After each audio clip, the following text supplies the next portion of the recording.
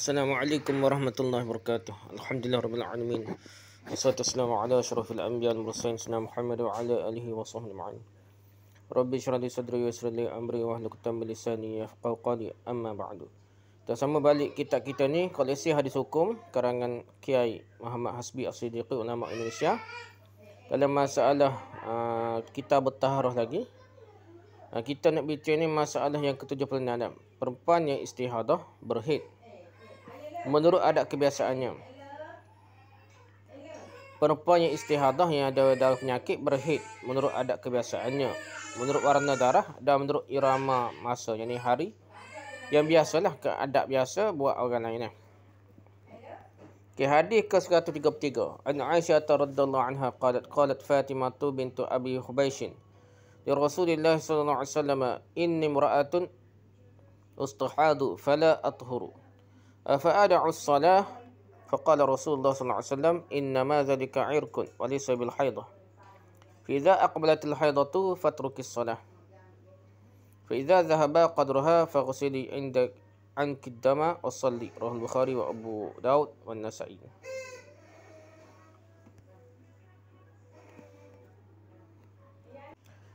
Dari hadis ke-133, dari Aisyah berkata, Fatimah binti Abi Hubaisy bertanya kepada Rasulullah, ujarnya, saya ini ya Rasulullah seorang wanita yang ditimpa penyakit istihadah. Fatimah binti Abi Hubaisy kata dia kena penyakit istihadah. Dia ni keluar darah terus menerus. Tidak ada henti-hentinya, tak berhenti. Maka apakah saya tinggalkan salat?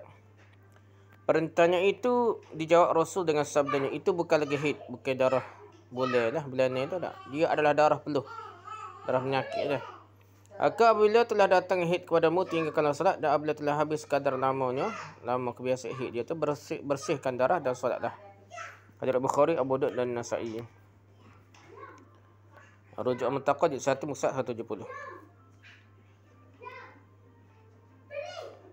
Hadis ke-134. An Sulaiman bin Yasar radhiyallahu anhu qala inna Umma Salamah tastaftat Rasulullah sallallahu alaihi wasallam fi imra'atin tuhraqu ad-dama faqala litantazira qadra al-layali wal ayyam allati kanat tahayyaduhunna wa qadrahunna min asy-syahri fatad'u as-salata thumma litaghtasil wal tastaghfir thumma litusalli Rawahu Ahmad wa Abu Daud wa Nasa'i wa Ibnu Majah. Hadis ke-134. Hadis ke-134 dari Sulaiman bin Yasar menerangkan bahawasanya Ummu Salamah bertanya meminta fatwa kepada Rasul tentang hal seseorang perempuan yang terus-menerus mengeluarkan darah. Rasul menjawab, hendaklah perempuan itu melihat, yang menghitung kadar dalam sebulan. Setelah dia tahu yang demikian, hendaklah dia tinggalkan solat selama hari-hari itu. Setelah selesai hari-hari itu, ia pun mandi dan bercawat, dan mulailah ia solat lagi. Hari kebiasaan dia solat haid lah, ia berhenti semayang, lepas tu ia kena mandi, bercawat, dan mulai tutuplah pakai pamper, pakai model ke apa, dan mulailah ia solat lagi. Hadis Ahmad, Abu Daud, Nasa'i dan Ibnu Majah. Rujuk Muntaqad 1 173. Hadis ke-135. An Urwah bin Zubair qala inna Fatimah binta Abi Hubaisy kanat tustahadu. Faqala an-nabiy sallallahu alaihi wasallam, idza kana damul haidati fa innahu aswadu yu'rafu, fa idza kana kadzalika fa amsiki 'anis salati. Fa idza kana al-akhar fatawaddai fa shalli. Rawahu Abu Daud dan Nasa'i. Hadis ke-135 dari Urwah bin Zubair menerangkan bahawasanya Fatimah binti Abi Hubaisy adalah seorang wanita yang ditimpai istihadah, darah penyakit. Maka Rasul berkata kepadanya, jika kelihatan darah itu hitam berbau, hendaklah ia hentikan salat. Tetapi jika darah itu tidak demikian, hendaklah berwuduk dan salatlah. Hadis Abu Daud dan Nasa'i. Rujuk Muntaqad 1 Musad 174. Hadis ke-136. An Aisyah radhiyallahu anha. An Aisyah radhiyallahu anha qalat inna Umma Habibah bintah Jahshin syakat ila Rasulullah sallallahu alaihi wasallam ad-dama faqala umkuthi qadra ma kanat tahbisuki haidatuki thumma ghatasili fakanat taghtasilu li kulli salatin. Rawahu Muslim. Hadis ke-1 dari Aisyah radhiyallahu anha menerangkan bahwasanya Ummu Habibah binti Jahash mengadukan halnya kepada kepada Rasul tentang keadaannya beristihadah, darah penyakit, keluar darah penyakit. Maka Rasul berkata, berhentilah dari solat sebanyak yang dihentikan engkau oleh haid. Sesudah itu mandilah. Maka adalah Ummu Habibah mandi untuk setiap-tiap solat. Tiap-tiap solat mandi. Hadirat Muslim. Hadis kuat juga dah. Rujuk Bulughul Maram, hadis nombor 29. Poin pertama, hadis ke-133 menyatakan bahawa perempuan yang ditimpa istihadah tapi dapat membedakan darah haidnya dari darah istihadahnya. Bila beza, hendaklah ia tinggalkan solat sebanyak hari haidnya. Apabila telah lewat hari haidnya, lepas hari haid dia, hendaklah ia mandi dan masuklah ia ke dalam hukum mustahadah. Perempuan yang mendapat penyakit istihadah dan menyatakan kenajisan darah haid. Serta menyuruh wanita yang sedemikian halnya membasuh kemaluannya jika terjadi pergantian darah itu dah. Hadis ke-134 pula kata Imam Nawawi, isnad hadis ini menurut syarat Bukhari dan Muslim juga. Hadis ini menyatakan bahawa seorang yang mengalami istihadah darah penyakit berpegang pada adat kebiasaannya. Jadi siklus haid dalam sebulan yang ingat benar lah. Sejak muda lagi lama dah dia. Seminggu 7 hari sebulan kau dah kebiasaan. Jika sebelum ditimpa istihadah ia berhaid hanya 5 hari dalam sebulan, maka di ketika ia mendapat istihadah berhaidlah ia sebanyak 5 hari dalam sebulan. Yakni selama hari itu ia dihukumkan hukum haid lah. Bukan dihukum hukum istihadah lagi 5 hari tu. Dan setelah hadis ini menyuruh wanita mustahadah yang ada penyakit memakai cawak. Itulah model dia cawak dah. Sebagai yang dilakukan oleh dunia moden sekarang ini supaya jangan menitis darahnya di kala solat. Hadis ke-135 diriwayatkan oleh An-Nasa'i dan Abu Daud. Kata Ibn Qudamah dalam Al-Muharrar. Hadis ini diriwayatkan juga oleh Al-Hakim, Ibn Hibban dan Ad-Daraqutni.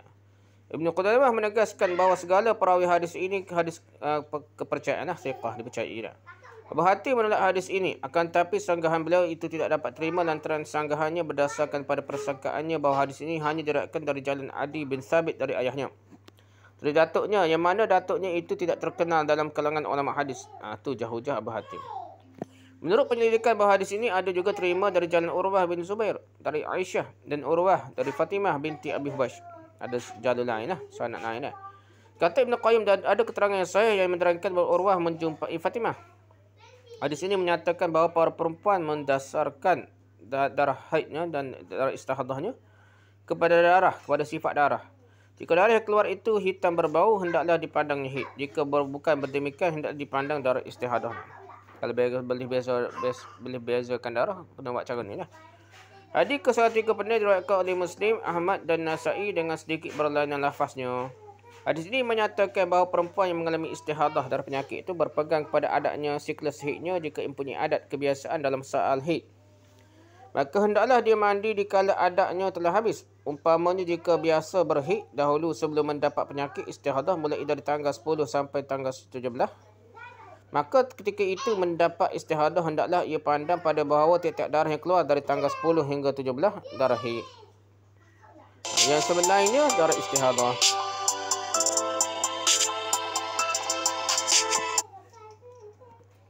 Kata Ibn Qudamah, wanita yang terus-menerus berdarah, jika ia dapat membedakan darah itu, ia tahu masa datangnya, masa keluarnya darah hitam kesat berbau, dan masa habisnya iaitu masa keluar darah yang tidak kesat.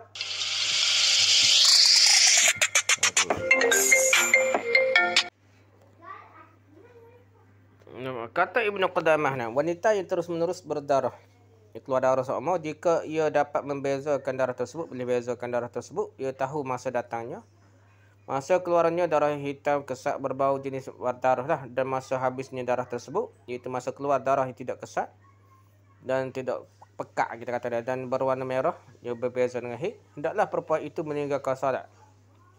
Selama datang keluar darah yang hitam yang berbau pelik lah, sudah habis darah yang sedemikian, hendaklah dia mandi dan berwuduk untuk tiap-tiap solat.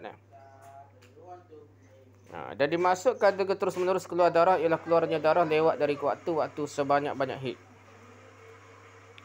Dan kemudian perempuan mustahadah yang berpenyakit ada 4 macam. Pertama, yang datang bawalannya tidak teratur, tetapi dapat membezakan warna darahnya. Dia boleh beza warna darah dia, biar ikut warna darah. Yang kedua, yang datang bulannya teratur dah, tetapi tidak dapat membezakan darahnya. Dia tahu dah, tiap-tiap bulan 7 hari 5 hari ni hari ke, dia tahu. Jadi dia ikut kebiasaan dia lah. Tapi dia biasa teratur, tiba-tiba hari bulan tu pelik. Nah, ini dia kena ikut kebiasaan. Yang ketiga, dia datang bulan ni teratur. Dan dapat pula membezakan darahnya 2 kali lah. Perkara dia guna beza darah dan beza bulan kebiasaan dia. Yang keempat, yang datang bulan ni tidaklah teratur dan tidak dapat membezakan darahnya pula. Ni masalah yang keempat ni tau. Darah hid dia pun tak ada beza, bulan masa dia pun tak ada beza dah. Kata Al-Khattabi, wanita yang telah mempunyai hari-hari yang tertentu dalam tiap-tiap bulan sebelum ia berpenyakit itu, hendaklah dia jelangi hari-hari telah biasa berhidnya, bahasa hari biasa dia tu. Dia pandang darahnya darah hid lah. Kali biasa ni hari 7 hari ke, ikut hak biasa dia lah.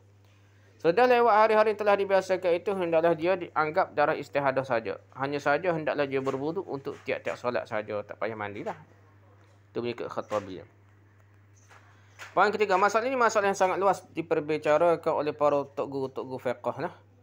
Oleh kerana itu, penetapan-penetapan mereka dalam masalah ini bertentangan satu sama lainnya, berbeza pendapat dan sukar untuk difahamkan oleh orang yang cerdik sekalipun. Orang cerdik pun payah nak faham. Kerana lagi oleh kaum wanita yang bahasa kata sendiri, tambah lagi perempuan tu lagi pening. Kadang-kadang tengok perbincangan tok guru fiqh dari kitab-kitab fiqh ni. Dalam bab ini mereka masukkan bab mutahayyirah. Akibatnya kita yang membacanya pun menjadi mutahayyir, menjadi orang bengong. Mutahayyir ni wanita yang bengong, tak tahu suci mutahayyir. Tidak mengerti apa yang dibaca dan apa yang terangkan. Lagi baca lagi mengaji, berasa sekononnya lebih alim, sebenarnya lagi bengong dah. Berbahasa kadang berbelik-belik dah. Lepas tu dia ustaz tak cerita tu berasa dia alim hebat dah. Padahal kita kata mungkin baik alim ni, kata-kata perhati molek kita faham. Kalau kita ada ilmu sains sikit, kita rasa ni syok sendiri lah. Dia berasa syok. Ustaz tu berasa syok. Okey, keringkasannya, antara itu sangat baiklah kita kembali kepada penetapan hadis-hadis Rasulullah SAW sendiri secara biasa saja, tak payah detail sangat dah. Detail sangat kerana berasa lebih alim pada hadiahnya. Mutahayyir. Kalau lelaki tu ustaz tu mutahayyir, kalau perempuan mutahayyirah. Rasa bengong gitulah. Keringkasan pembicaraan hadis tersebut ialah, pertama, perempuan mustahadah yang penyakit ini ada kalanya telah mempunyai adat kebiasaan berhid. Baik dapat membezakan hidnya dari istihadahnya maupun tidak dapat membezakannya, dia tahu dah adat biasa dia dah. Mendasarkan hidnya kepada adat kebiasaannya lah sesama masalah. Hal ini ialah mengingatkan hadis Ummu Habibah binti Jahash. Hadis ke-134 tersebut. Yang kebi dia. Perempuan yang baru berhid, baru beristihadah, belum lagi ada kebiasaannya dan terus dihinggapi penyakit istihadah. Memula tu kena lalu dah. Umur 11 tahun, 12 tahun tiba-tiba kena kena hid, istihadah capu lalu. Hendaklah memegang kepada perbezaan darahnya, mengingatkan hadis Fatimah binti Abi Huwaish. Hadis 133 tu, kita para perempuan yang mula-mula hid dan nipah istihadah kena lalu, kena beza darah. Yang ketiga, perempuan yang tidak mempunyai kebiasaannya tidak dapat membezakan darahnya. Hendaklah dipandang dirinya berhid sebanyak 6 atau 7 hari kebiasaan. Ialah menurut kebiasaan perempuan-perempuan lain lah. Ini penjaga ulama hadis pakai ni lah. Mazhab Ambali ke ulama hadis ni. Dia suka pakai kebiasaan lah, logik. Ni atau 7 hari ni wanita sihat yang biasa ni atau 7 hari lah. Menurut kebiasaan perempuan-perempuan lain, mengingatkan hadis Hamnah. Ada hadis Hamnah ni.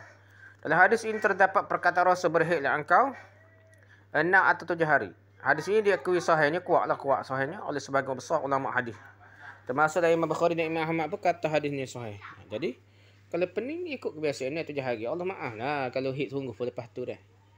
Tak payah pening. Jangan buat pening-peningnya. Senang je. Kalau kita belajar fiqh berdasarkan hadis ni, tidak pening mana. Tapi belajar fiqh berdasarkan kata-kata ulama, kita takwil hadis ikut kata ulama. Tak usah takwil kata ulama ikut hadis, dia akan jadi pening lah. Jadi pening.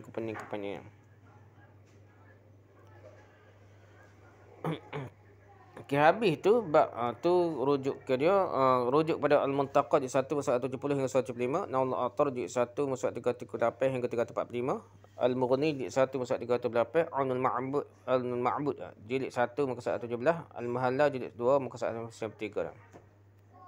Tu rujuk ke kitab-kitab dan perbincangan tentang itulah nak bezakan darah hid dan istihadah. Okey, masalah ke-77 pula. Perkara mandi bagi mustahadah untuk tiap-tiap solat. Orang penyakit istihadah ni, perempuan istihadah ni adakah dia kena mandi tiap-tiap kali solat? Hadis ke-137 an Aisyah radhiyallahu anha qalat inna umma Habibata bint Jahshin syakat ila Rasulillah sallallahu alaihi wasallam ad-dama faqala unkusi qadra ma ka tahbisuki haidatuki thumma ightasili wa tawaddai li kulli salatin al-Bukhari. Hadis ke-137 dari Aisyah radhiyallahu anha menerangkan bahwasanya Ummu Habibah binti Jahsh mengadukan halnya kepada Rasul tentang hal darahnya yang terus-menerus keluar. Maka Rasul menerangkan supaya Ummu Habibah berhenti solat sebanyak hari yang dihalang solatnya oleh haid.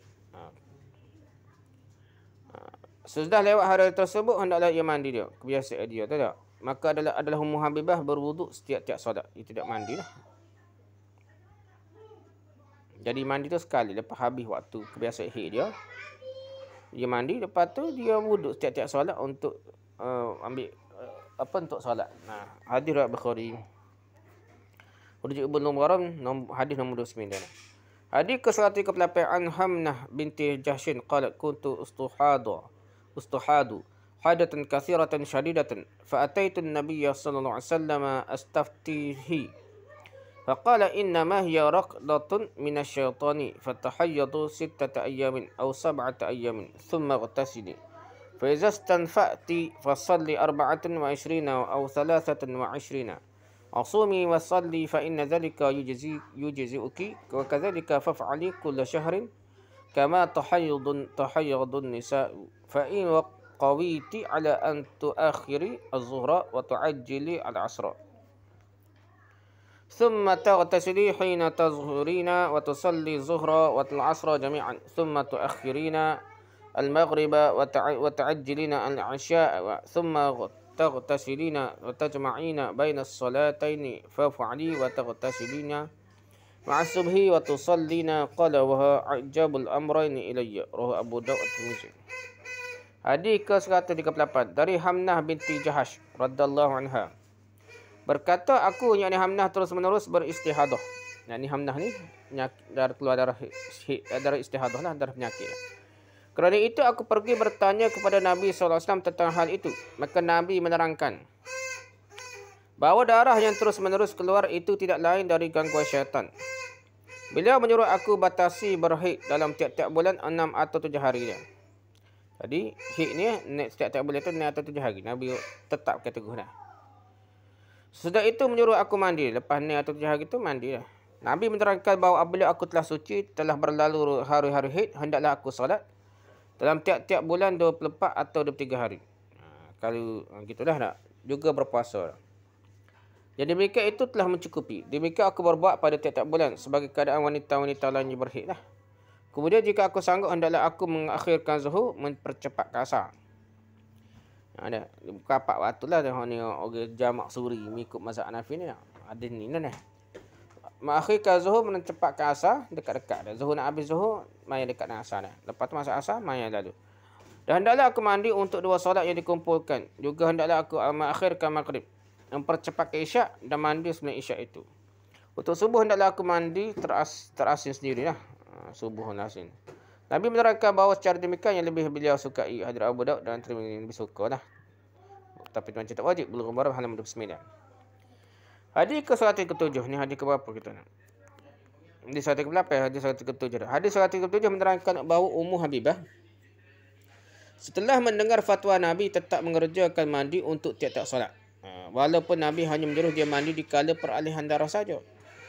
Memula mandi tu maksudnya wajibnya sekali mandi je dah. Hadis ke-108 kata At-Tirmidzi hadis ini hasan sahih. Juga demikian pendapat Ahmad. Sebaiknya ada pula beberapa ulama yang memandang hadis ini dhaif. Ada kata dhaif nak. Di antara yang berpendapat yang demikian yang Al-Bahaqi kata dhaif nak. Bahkan ada juga yang mengatakan hadis ini mansukh. Tidak terpakai lagi hukumnya. Sudah dihapuskan oleh hadis-hadis yang lain yang lebih kuat, yang lebih kedia dah. Kata Al-Khattabi, para ulama tidak menetapkan hukum yang dikendaki hadis ini adalah kerana mengingatkan bahawa seorang perawinya iaitu Ibn Aqil tidak didapat dipegang riwayatnya tak kuat. Ibn Aqil ni dhaif nak. Hadis ini menyatakan supaya Hamnah mandi sehari semalam 3 kali. Kali ke hadis ni, kalau ulama kata kuat hadis ni apa agak kata 3 kali mandi dah. Sekali buat zuhur dan asar, sekali buat maghrib dan isyak, sekali lagi buat subuh. Kata Imam Nawawi, perempuan yang mendapat penyakit istihadah, darah penyakit ni hukumnya serupa sahaja dengan hukum perempuan yang suci dari haid. Dalam kebanyakan perkara serupa ya. Dia boleh disetubuhi oleh suaminya walaupun darahnya sedang mengalir. Pasal dia bukan darah haid.